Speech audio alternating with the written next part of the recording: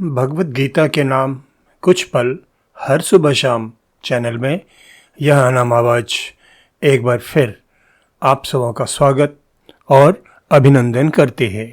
साथियों, आज आप सबों के बीच प्रस्तुत है भगवत गीता चतुर्थ अध्याय का 36वां श्लोक। अपि चेत असि पापेभ्यः सर्वेभ्यः पापकृत्तमः सर्वं ज्ञान प्लवेनेव वृजनम संतरिष्यसि।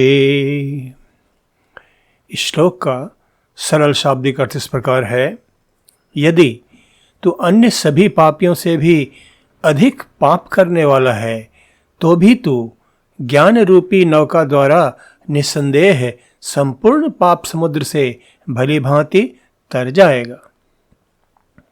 साथियों, ज्ञान के अपार महत्व को दर्शाने वाले भगवत गीता के श्लोक के अर्थ को यदि भली भांति न समझा जाए तो इसके अर्थ का अनर्थ होने की संभावना से इनकार नहीं किया जा सकता है। योगेश्वर श्री कृष्ण इस श्लोक में अर्जुन को ज्ञान का महत्व समझाते हुए आश्वासन दे रहे हैं कि सभी पापियों में भी जो निकृष्टतम पापी हो, उसकी अंतरात्मा में भी यदि यह बोध उत्पन्न हो जाए कि उसके द्वारा किए जा रहे कर्म तो पाप कर्म हैं और वह अज्ञानवश किए गए अपने पाप कर्मों से मुक्त होने के लिए ब्रह्म ज्ञान रूपी नौका में सवार हो जाए तो उसे निश्चय ही मुक्ति मिल सकती है।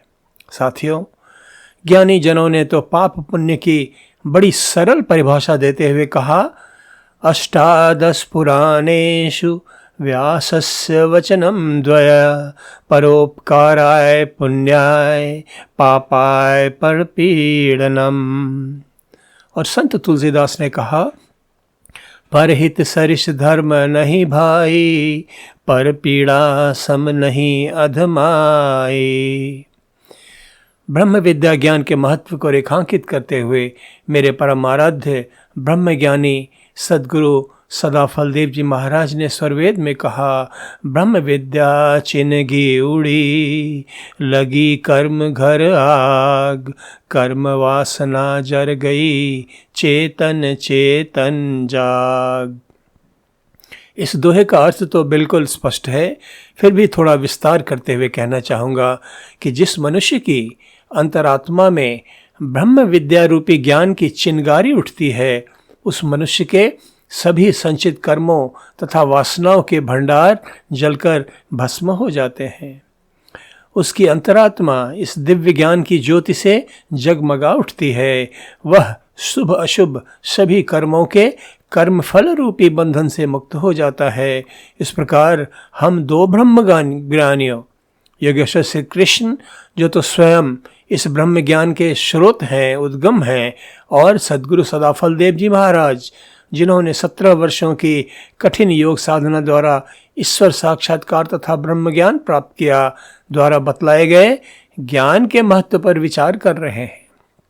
साथियों, इस श्लोक में योगेश्वर श्री कृष्ण सभी पापियों से भी निकृष्टतम पापी की बात करते हुए कह रहे हैं कि ऐसा जघन्य पापी भी यदि ज्ञान प्राप्त कर लेता है तो ज्ञान रूपी नौका में सवार होकर वह इस भवसागर से पार हो जाएगा। तो हमें यहाँ यह समझना होगा कि श्री कृष्ण जिन पापों की बात कर रहे हैं वे अज्ञानवश किए गए पाप कर्म हैं, न कि जानबूझकर किए गए पाप कर्म।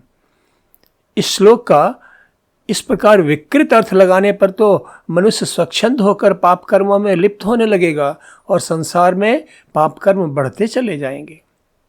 अभी अभी ऊपर उद्धृत किए गए दो दोहों में हमने देखा कि ज्ञानी जनों ने गागर में सागर भरते हुए पाप कर्म के अर्थ को व्यापक विस्तार देते हुए कहा कि ऐसे सभी कर्म जिनसे दूसरों को शारीरिक या मानसिक या मनोवैज्ञानिक कष्ट हो, पीड़ा हो, वे सभी पाप कर्म होते हैं। पाप कर्म में लिप्त होने के कारण अज्ञान, निर्णय त्रुटि, क्षणिक आनंद की अनुभूति का लोभ कुछ भी हो सकता है, किंतु इसका यह अर्थ तो कदापि नहीं लगाया जाना चाहिए कि मनुष्य सोचकर जानते समझते हुए पाप कर्म में लिप्त हो कि बाद में ज्ञान प्राप्ति के द्वारा वह अपने पापों की गठरी से मुक्ति पा लेगा। योगेश्वर श्री कृष्ण तो कदापि ऐसा कहकर पाप कर्मों को बढ़ावा नहीं दे सकते हैं। निश्चित रूप से योगेश्वर श्री कृष्ण अज्ञानवश, भूलवश किए गए पाप कर्मों की ओर ही संकेत कर रहे हैं और जगजीवों को भरोसा दिला रहे हैं कि यदि उन्हें यह ज्ञान, यह बोध प्राप्त हो जाए कि वे अभी तक अज्ञानवश पाप कर्मों में लिप्त थे और उनमें अपने पापों से मुक्त होने की इच्छा जागृत हो जाए, तो निश्चय ही इस ज्ञान रूपी नौका में सवार होकर वे पाप मुक्त होकर संसार सागर से भलीभांति पार हो जाएंगे। साथियों, भगवत गीता के इस श्लोक में हमें जीवन में क्षमा के महत्व की झलक भी नजर आती है। मेरे परम आराध्य ब्रह्मज्ञानी सद्गुरु सदाफल देव जी महाराज ने स्वरवेद में कहा, क्षमा ज्ञान तप कोट है, क्षमा शांति सुख धाम, क्षमा बड़न श्रृंगार है, क्षमा साध सब काम। जब कहा जाता है कि घृणा पाप से करो, पापी से नहीं, तो इसमें भी वही अर्थ छुपा नजर आता है जिसकी ओर योगेश्वर श्री कृष्ण इस श्लोक में संकेत कर रहे हैं। साथियों, भगवत गीता चतुर्थ अध्याय के इस श्लोक के अर्थ का एक और आयाम आप सबों के बीच प्रस्तुत करना चाहूँगा। तृतीय अध्याय में अर्जुन योगेश्वर श्री कृष्ण से जिज्ञासा करता है, अथ केन प्रयुक्तो अयम पापम चरति पुरुषः अनिच्छन अपि वार्ष्णेय बलात् इव नियोजितः। अर्थात मनुष्य स्वयं न चाहता हुआ भी बलात् लगाए हुए की भांति किससे प्रेरित होकर पाप का आचरण करता है। तो अर्जुन की इस सहज जिज्ञासा का उत्तर देते हुए योगेश्वर श्री कृष्ण कहते हैं कि काम एष क्रोध एष रजोगुण समुद्भवः महाशनो महापापमा विद्धि एनम ही वैरिणम। अर्थात रजोगुण से उत्पन्न हुआ यह काम ही क्रोध का रूप ले लेता है। काम भोगों से कभी तृप्त नहीं होने वाला और बड़ा पापी होता है। इसे ही तू इस विषय में वैरी जान। तो भगवत गीता के इन श्लोकों में हमें पाप कर्म का एक और आयाम छुपा नजर आता है।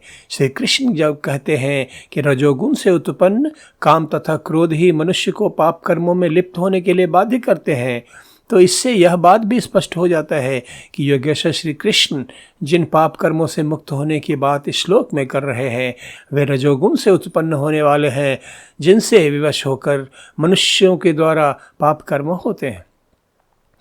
सद्गुरु सदाफल देव जी महाराज ने कहा, सुख दुख द्वेष प्रकृति से शुद्ध आत्मगुण नाही, इच्छा ज्ञान प्रयत्न है चेतन धर्म समाहि। अर्थात जब तक आत्मा अज्ञानवश अपना वास्तविक स्वरूप शरीर को ही समझती रहती है, तो प्रकृति के गुणों से प्रभावित सुख दुख राग द्वेष की भावनाएं उसे उद्वेलित करती रहती हैं। सुख दुख राग द्वेष की ये भावनाएं तो आत्मा के शुद्ध चेतन स्वरूप के गुण नहीं होते। आत्मज्ञान से शुद्ध आत्मा के गुण होते हैं इच्छा, ज्ञान और प्रयत्न। इस प्रकार योगेश्वर श्री कृष्ण इस श्लोक में ज्ञान के प्रकाश में उज्ज्वल आत्मा की ओर संकेत करते हुए हम जगजीवों को आश्वासन दे रहे हैं कि रजोगुण से प्रेरित जो भी पाप कर्म उसके द्वारा हुए हैं वे सभी ज्ञान रूपी नौका में सवार हो जाने पर नष्ट हो जाते हैं, विलीन हो जाते हैं और मनुष्य मुक्त होकर संपूर्ण पाप समुद्र से पार हो जाता है, मुक्त हो जाता है। आज बस इतना ही। भगवत गीता चतुर्थ अध्याय के अगले श्लोक के अर्थ तथा व्याख्या के साथ फिर आप सबों के बीच उपस्थित होऊंगा। तब तक आप सबों के लिए अशेष मंगल कामनाएं। धन्यवाद। नमस्कार।